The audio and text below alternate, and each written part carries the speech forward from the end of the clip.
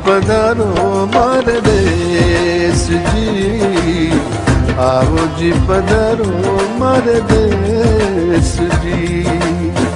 मारो मारे देश रो मैं काई करो बखान, मारो मारे देश रो मैं काई करूं बखान। धरती सुनहरी लहरियों केसरियों आसमान, धरती सुनहरी लहरियों केसरियों आसमान। आओ जी पधारो हमारे देश जी, ओ आओ जी पधारो हमारे देश जी। प्रतिभाओं का सम्मान किया जाएगा। प्रतिभा सम्मान समारोह रखा गया है, हमारे बीच पधारी हुई है, उनका भी मैं स्वागत करता हूं। और जेट में बुलाया गया इसके लिए धन्यवाद। इतने महान लोगों के बीच में, इतने गुणी लोगों के सामने बोलना मेरे लिए गर्व की बात है। तो सबसे पहले तो मैं यहाँ पर उपस्थित सभी प्रतिभावान विद्यार्थियों का हार्दिक अभिनंदन करना चाहता हूँ और उन्हें बधाई देना चाहता हूँ। कहते हैं कि रख तो राह पर दो चार ही कदम, रख तो राह पर दो चार ही कदम, मगर जरा तबीयत से कि मंजिल खुद ब खुद तेरे करीब आएगी। ए हालात पर रोना रोने वाले मत भूल के तेरी तकदीर बदल पाएगी। आप अगर मेहनत करोगे, आप लगातार आगे बढ़ोगे तो मंजिल आपके करीब आती रहेगी, लेकिन आपको इसके लिए कदम रखना पड़ेगा, क्योंकि किसी भी सफलता का श्रेय उसकी तरफ उठाए गए पहले कदम को दिया जाना चाहिए।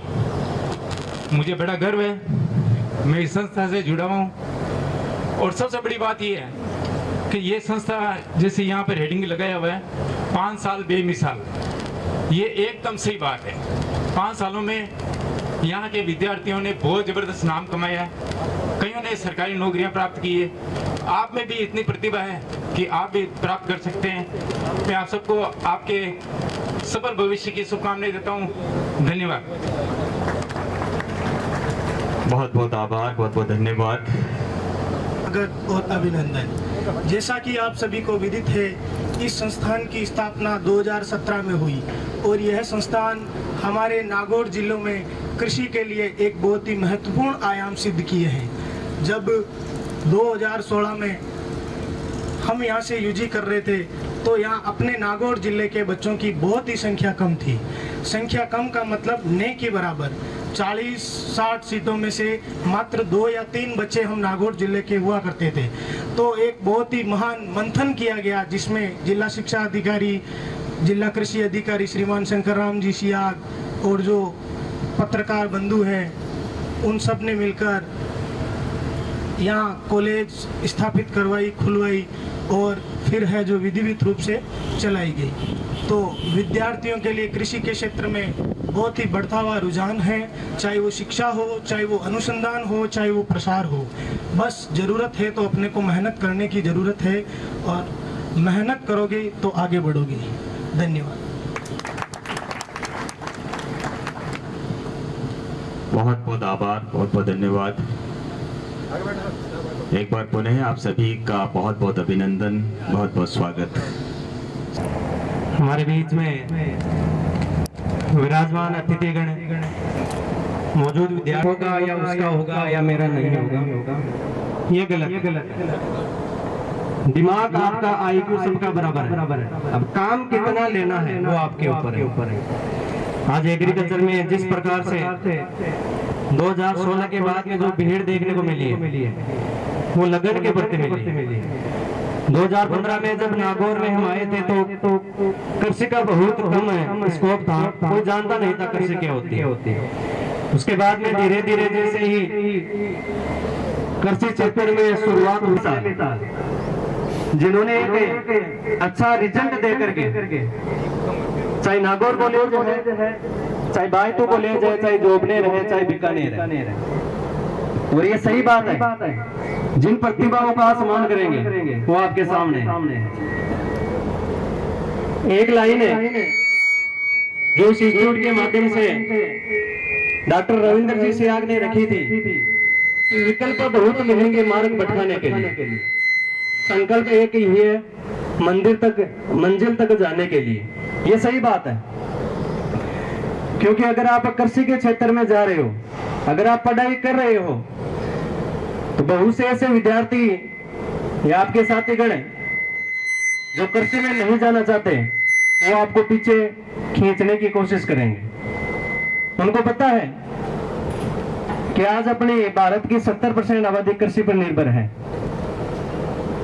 आज एक आप किसान परिवार से संबंध रखते हैं, अगर आप खेती कर रहे हैं तो भी आपको कृषि शिक्षा जरूरी है।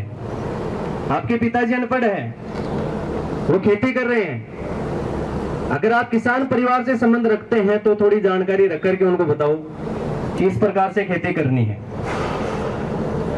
मैंने एक बात बताई थी, अपनी मंजिल तक जाने के लिए आपको थोड़ा बहरा बनना पड़ेगा, गूंगा बनना पड़ेगा। आपको कैरियर बनाने के लिए अपना खुद का डिसीजन करना पड़ेगा। मैंने एक छोटी सी एक कहानी बताई थी। एक मेंढक की सभा होती है, उसमें वापस को बड़ा एक मेंढकों की सभा होती है। जैसे आप सुपरवाइजर की तैयारी करते हैं या जेड की तैयारी करते हैं, मेरा बच्चों से पहला सवाल रहता है कि आपका जेड में सिलेक्शन होगा या नहीं। आप लोगों में से ये कंफ्यूज रहता है कि क्या पता अपना सिलेक्शन हो या नहीं हो। सिलेक्शन होना या न होना वो आपकी मेहनत के ऊपर है। लेकिन अगर क्वेश्चन पूछा जाए कि आपका सिलेक्शन होगा कि नहीं, 100% है आपको यूं बोलना है कि मेरा सिलेक्शन होगा। शुरू से आपको पॉजिटिव चलना है। आगे बढ़ने के लिए अनेक प्रकार की रुकावटें आएगी आपके सामने, उनको दूर आपको करना पड़ेगा। जिस प्रकार मेंढकों की एक सभा थी, सभा चल रही थी, मेंढक समाज ने निर्णय लिया कि अपने समाज का अध्यक्ष किसको बनाया जाए। युवा साथी, आप जैसे साथी थे वो बोले युवा लोगों को बनाओ, जो बुजुर्ग थे वो बोले बुजुर्ग लोगों को बनाओ, और ऐसा चलता रहा। लास्ट में कोई समाधान नहीं निकला तो एक प्रतियोगिता का शुभारंभ किया गया। एक लोहे का पाइप रखा गया इस प्रकार का, और मेंढक समाज ने निर्णय लिया कि जो मेंढक इस पाइप पर सबसे ऊंचे लास्ट कॉर्नर तक चढ़ जाएगा उसको अपने समाज का अध्यक्ष बनाया जाएगा। प्रतियोगिता में भाग लेने वाले अनेक उम्मीदवार थे। धीरे धीरे प्रतियोगिता का शुभारंभ हुआ, प्रतियोगिता प्रारंभ हुई। उसमें कई युवा साथियों ने भाग लिया। शुरुआत हुई, युवा साथी युवा मेंढक आते, जैसे ही लोहे के पाइप पर चढ़ना स्टार्ट करते, 2 फीट 5 फीट तक वो ऊपर जाते और नीचे का समाज बेटा बेटा तालियां बजाता। अरे भाई तू गिरेगा, तू पड़ेगा, तू मरेगा, ऊपर कहां जा रहा है, तू पागल है, तेरी अभी उम्र देख, अगर गिर गया पड़ गया तो तेरे लग जाएगी। और ऐसे करते करते वो नीचे की बातों में आता, वो मेंढक वापस नीचा पड़ जाता। सुबह से लेकर शाम तक ऐसा ही चलता रहा। कोई मेंढक उस लोहे के पाइप पर ऊपर नहीं चढ़ पाया। अंत में प्रतियोगिता समापन का टाइम नजदीक आने लग गया। वो लास्ट टाइम में एक बुढ़ा सा मेंढक, बुजुर्ग मेंढक आया उस लोहे के पाइप के पास। उसको आते देख जितने भी मेंढक थे वो हंसना स्टार्ट कर दिए कि तू बुढ़ापे में किस प्रतियोगिता में भाग लेने आया। लेकिन वो बुजुर्ग मेंढक किसी की बात को नहीं सुना, लोहे के पाइप के पास आया और चढ़ना स्टार्ट किया। तो नीचे वाला समाज बेटा बेटा तालियां बजा रहा, हंस रहा कि बुढ़ापे में तू पड़ेगा, गिरेगा, लगेगी तेरे। वो बुजुर्ग मेंढक किसी की बात नहीं सुना, धीरे धीरे चढ़ता गया, चढ़ता गया। और एक समय आया कि वो लास्ट सबसे ऊपर के जा बैठा। नीचे वाला पूरा समाज देखता रह गया, युवा मेंढक थे वो देखते रह गए कि आखिर इसमें ऐसा क्या है, ये बुढ़ापे में लोहे के पाइप पर चढ़ गया। वापस नीचे उतरा, समाज का अध्यक्ष उसको घोषित किया गया। उसको पूछा गया कि भाई तेरे में ऐसी क्या क्वालिटी है, ऐसा क्या चमत्कार किया तूने कि जिस इस लोहे के पाइप पर हम युवा मेंढक नहीं चढ़ पा रहे थे और आपने एक कैसा चमत्कार कर दिया। वो किसी की बात नहीं सुन रहा। अध्यक्ष बनने के बाद में भी वो किसी की बात नहीं सुनता, न किसी से बोलता। जब उसके परिवार वालों को बुला करके ये बात पूछी गई कि इस मेंढक में ऐसा क्या है, ये न तो हमारे से बोलता है न हमारी सुनता है। अध्यक्ष बनने के बाद में इसके ऐसी क्या टेंशन है कि हमारे से बात नहीं कर रहा। लास्ट में उसके परिवार वालों को पूछा गया, परिवार वालों ने बोला ये मेंढक बहरा है, ये मेंढक गूंगा है, ये आप लोगों की एक भी बात नहीं सुनी और नहीं सुनने के कारण ये ऊपर जाकर के पीठ पर बैठ गया। अगर ये आपकी बात सुनता, आपकी तालियों की आवाज सुनता तो शायद ये भी नहीं चढ़ पाता। सेम ये आपके लिए है। आपने अगर डिसीजन कर लिया कि मेरा सिलेक्शन होगा, मैं कृषि के क्षेत्र में जाऊंगा, तो बहरा बनना पड़ेगा। आपको कैरियर बनाना है, आपका लक्ष्य है 19 जून को अपनी जेड के एग्जाम है, तो आपको बहरा गूंगा बनना पड़ेगा। 19 तारीख तक आपको दिन रात मेहनत करनी पड़ेगी, तब आपकी मंजिल आसानी से मिल जाएगी। अभी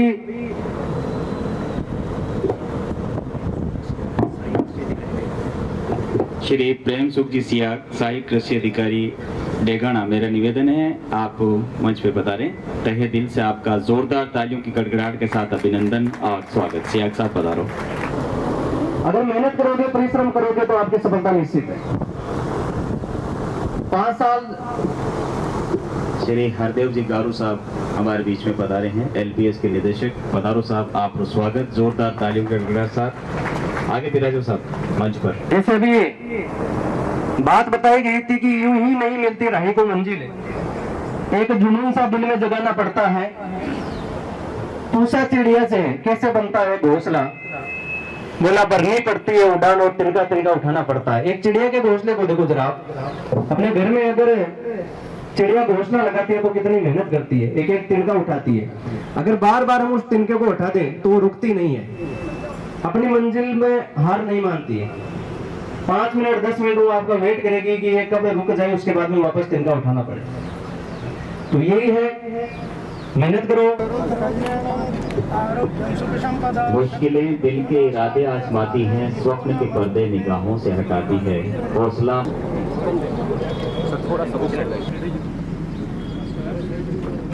हमारे मंचासीन अतिथियों के शुभ कर कमलों द्वारा विद्यादायिनी मां सरस्वती की प्रतिमा पर दीप प्रज्वलित करके कार्यक्रम का श्री गणेश किया जा रहा है।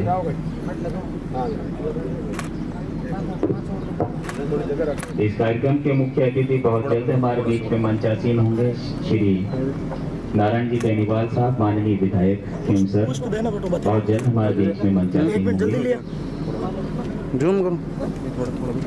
विद्यादायिनी मां सरस्वती की प्रतिमा पर दीप प्रज्वलित किया जा रहा है।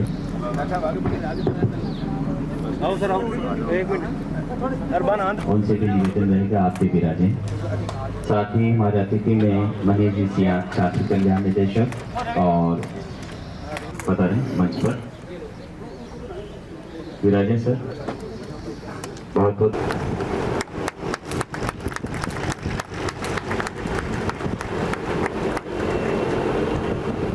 कहते हैं कि फुलारों काई माजड़ों पल का दिया बिछाई, मेघ बसंत पावना नित नित किया घर आए। जोरदार ताली हो जाए मेहमानों के लिए। कासड़े साहब का बहुत बहुत अभिनंदन। तालियां बजती रहनी चाहिए। सर सामने रविंदर जी सियाग और मनीष जी सियाग से मेरा निवेदन रहेगा, प्रोफेसर कृषि विश्वविद्यालय जोधपुर। जोरदार ताली हो जाए हमारे मंचासीन अतिथियों के लिए। हाँ सर सामने श्री नैना राम जी सियाग, सोलंकी, मार्केटिंग ऑफिसर एजेसीआई और एग्री फर्टिकम प्राइवेट लिमिटेड। जोरदार तालियां हो जाए मेहमानों के लिए। कृषि अनुसंधान अधिकारी कृषि विभाग नागौर डॉक्टर शिवपाल जी सियाग अभिनंदन कर रहे हैं, स्वागत कर रहे हैं। हाँ सर सामने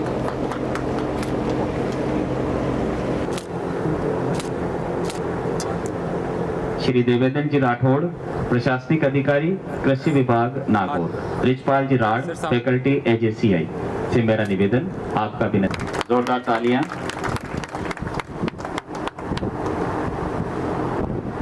श्री हरदेव जी गारू, निदेशक LPS स्कूल नागौर। श्री प्रहलाद जी चौधरी, निदेशक गायत्री विद्यापीठ स्कूल नागौर हमारे बीच विराज रहे हैं। मैं निवेदन करूंगा स्वागत की कड़ी में श्री दौलत राम जी सारण, निदेशक कामधेनु स्कूल नागौर। मैं रविंद्र जी सियाग साहब से निवेदन करूंगा वो आपका अभिनंदन करें। स्वागत। श्री राम जीवन जी बेनीवाल,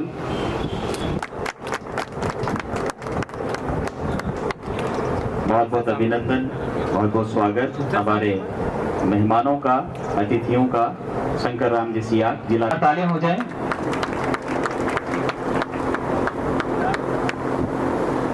स्वागत की कड़ी में हमारे बीच में राम किशोर जी राव साहब, संपादक हैं दैनिक नवज्योति से और कृषि विशेषज्ञ भी हैं। राम किशोर जी जीतरवाल, कृषि विभाग।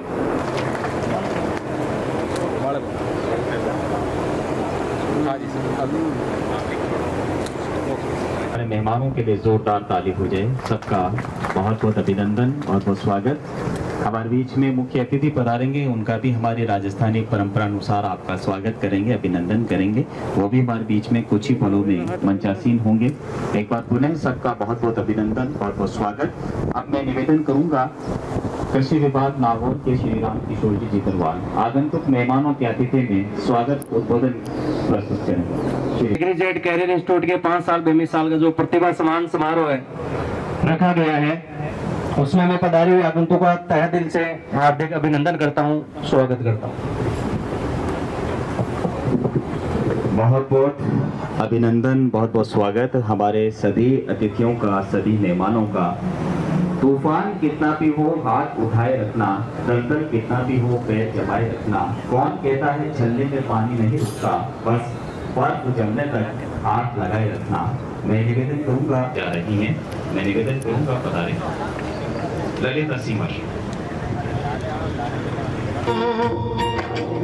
अंबर हेठा धरती वसदी, एथे हर रुत हसदी हो। किन्ना सोना देश है मेरा, देश है मेरा, देश है मेरा। किन्ना सोना देश है मेरा, देश है मेरा, देश है मेरा, देश है मेरा।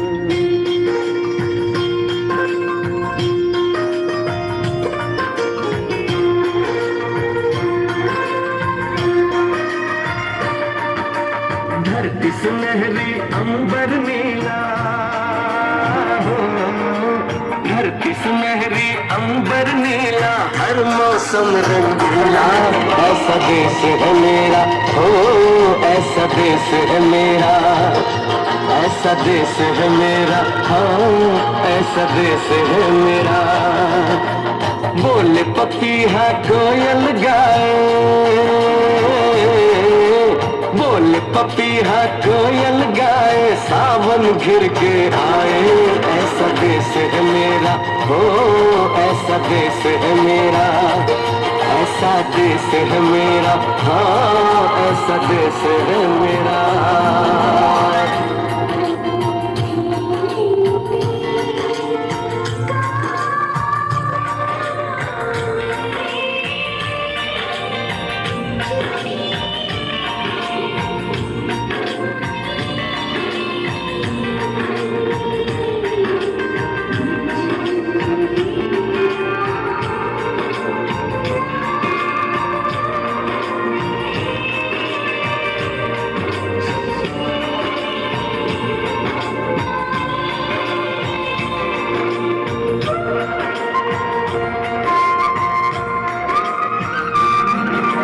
गेहूं के खेतों में कंघी जो करे हवाएं, रंग बिरंगी कितनी चुनरियां उड़ उड़ जाए।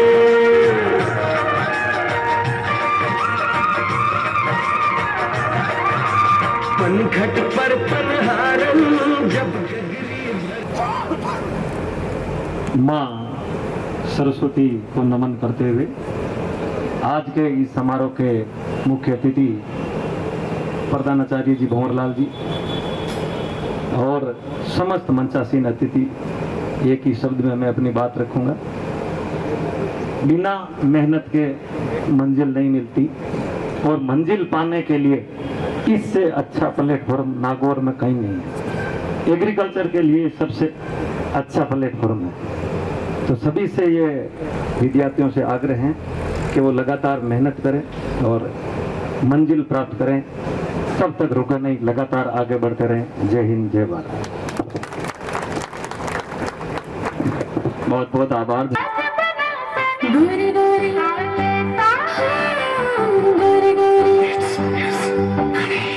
गोरी गोरी गज बड़बड़ी धड़ी मुझरो मान ले खंगागड़ी गोरी गोरी गोरी गोरी गोरी गोरी गज बड़बड़ी धड़ी मुझरो मान ले खंगागड़ी गोरी गोरी गोरी गोरी जीत खाया जात हो जाए, जीत खाया जात हो जाए, देखो को फिर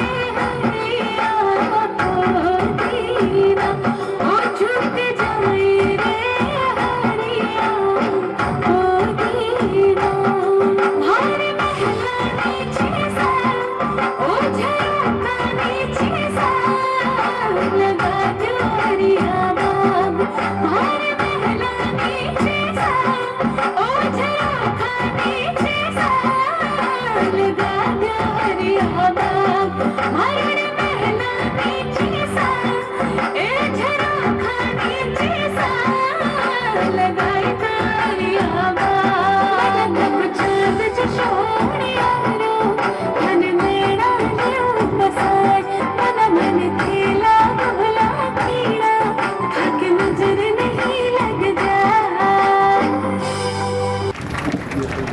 बहुत ही शानदार प्रस्तुति, एक बार और जोरदार ताली हो जाए। गेट के संरक्षक शंकर जी चियाग, रवि जी,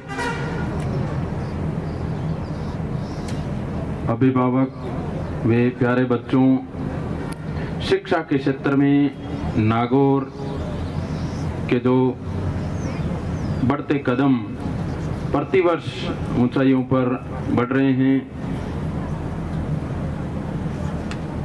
पेरेंट्स वे विद्यार्थी भी इस क्षेत्र में बहुत गंभीर हैं, जो पढ़ रहे हैं वास्तव में बहुत अच्छी तरह पढ़ रहे हैं और कई क्षेत्र में आगे बढ़ रहे हैं। कृषि क्षेत्र में भी अपार संभावनाएं हैं और एग्रीजेट इंस्टीट्यूट में विशेषज्ञ वे वैज्ञानिकों द्वारा, कृषि वैज्ञानिकों द्वारा मार्गदर्शन में यहाँ पर तैयारी करवाई जा रही है। प्रतिवर्ष जेट चयन हो रहा है। ये खुशी का, अपने प्रसन्नता का विषय है कि नागौर में शिक्षा के क्षेत्र में राजस्थान में अव्वल रहा है। केवल बोर्ड परीक्षाओं में नहीं, बाकी बल्कि अन्य प्रतियोगी परीक्षाओं में भी आगे है। आप सभी सम्मानित वे प्रतिभाओं का बहुत बहुत शुभकामनाएं। Thank you. बहुत बहुत आभार, धन्यवाद। गारू माँ शारदे को नमन, सदगुरु वे नमः। आज के इस समारोह में जोधपुर से, डेगाना से, नागौर से पधारे हुए सम्मानित कृषि अधिकारी, विभिन्न संस्थाओं से पधारे हुए संस्थाओं के मुखिया, मीडिया प्रभारी श्यामजी राव साहब और हमारे सियाग साहब बैंक के मैनेजर सेवानिवृत्त, सामने विराजमान सभी विद्यार्थी, सभी सफल यहाँ के एलुमनाई और बुजुर्ग अभी बीच बीच में संचालन कर रहे हैं, बहुत ही शानदार तरीके से छिपा सर, और एक एक कोटेशन दे रहे हैं। आपको ध्यान रखना, ये जो बीच में बोलते हैं वो जीवन के सूत्र रूप में बोलते हैं और बहुत ही अनुभव के बाद कही हुई गढ़ी हुई बातें आपको परोसते हैं। 5 साल के अभी बेमिसाल के इस बैनर में मैं देख रहा हूँ कि 600 से ज़्यादा विद्यार्थी जेट में सफल हुए हैं, केवल जेट में, और भी अन्य प्रतियोगिताओं में हुए होंगे।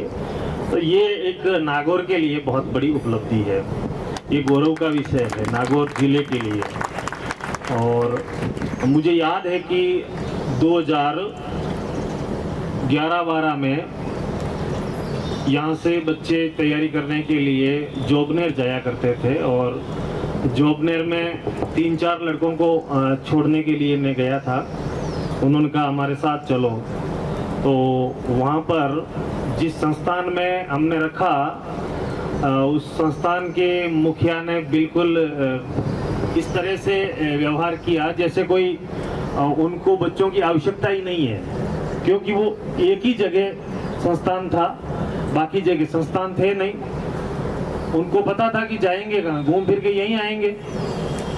बच्चों ने 8-10 दिन बाद में वो संस्थान छोड़ के आ गए कि हम तो भूखे मर जाएंगे, यहाँ तो मर ही जाएंगे, पढ़ाई तो गई भाड़ में, हम तो भूख से बिलबिला रहे हैं। तो वो छोड़ के आ गए वहाँ से 8-10 दिन बाद, फीस फास छोड़ करके। दूसरा मैं आपको महीने भर पहले की घटना बताता हूँ कि हमारे स्कूल में भी एग्रीकल्चर फैकल्टी है, तो कुछ बच्चियाँ यहाँ आई संस्थान में और क्लास अटेंड की। तो यहाँ सर ने कहा कि भाई बेटा फीस की कोई दिक्कत नहीं है, आप तो क्लास अटेंड कर लो, किसी के पास फीस नहीं है, व्यवस्था तो कोई दिक्कत नहीं, लेकिन आप पढ़ाई करो, बस क्लास अटेंड कर लो, ये बहुत बड़ी बात होती है। ये इस तरह से कहना बच्चों को, इस तरह से बच्चों के प्रति भाव रखना, ये बड़ी बात होती है, छोटी बात नहीं होती है। हम सब जानते हैं कि भौतिक चकाचौंध का युग है, सभी पैसों के पीछे भाग रहे हैं, लेकिन जो नीडी बच्चे हैं, जो गांवों से गरीब किसानों के बच्चे आते हैं या जरूरतमंद परिवारों से आते हैं, उन बच्चों के प्रति हमदर्दी रखना और उनको ध्यान में रखते हुए आगे बढ़ना, ये संस्थान की बहुत बड़ी उपलब्धि है। आज के इस घोर अंधकार में कलयुग में ऐसे लोगों की कमी है, तो परमपिता परमात्मा से कामना करते हैं कि ये बेमिसाल आपका 5 साल है, ये बेमिसाल और आगे बढ़ता जाए, हर साल आप उन्नति करते जाएं। और हमारे स्कूल की 2 बच्चियों का यहाँ से सिलेक्शन हुआ था, बिल्कुल साधारण घरों की थी और नागौर कॉलेज में ही उनको जगह मिल गई, तो ये बड़ी बात है। मुंडवा की लड़कियां और नागौर में उनका सिलेक्शन हो जाता है, तो ये अपने आप में बड़ी बात है। यहाँ के बच्चों का BHU में भी हो रहा है और दूसरा एग्रीकल्चर जो सुपरवाइजर है उनमें भी हो रहा है। जो सेलेक्ट हो चुके हैं और वो मौजूद है यहाँ पर आज, उनका भी शायद स्वागत सम्मान होगा। तो उनके लिए एक संदेश ये है कि भाई नौकरी में तो आप चले गए, संस्थान के सार के रूप में, एसेंस के रूप में, शिक्षा के रूप में जो संस्कार आप साथ में ले जा रहे हैं उनको बरकरार रखना, क्योंकि जिंदगी में बहुत सारे उतार चढ़ाव आते हैं और कई बार हमें लगता है कि नहीं, ये हमारा पड़ोसी गलत कर रहा है तो कुछ गलत मुझे भी कर लेना चाहिए। व्यवस्थाओं की विडंबनाओं में ठीक ठाक जीने के लिए हमें कई बार संघर्ष की भट्टी में तपना पड़ता है और उस संघर्ष में दोनों चीजों के बीच में मध्यम रास्ता अपनाना पड़ता है। तो ये होता है कि भाई आपको कोई पद मिल गया तो कुछ लोग पद के मद में फूले नहीं समाते हैं और कुछ लोग उस पद के कर्तव्य को निर्वहन नहीं कर पाते हैं डर के मारे, क्योंकि दबाव होता है।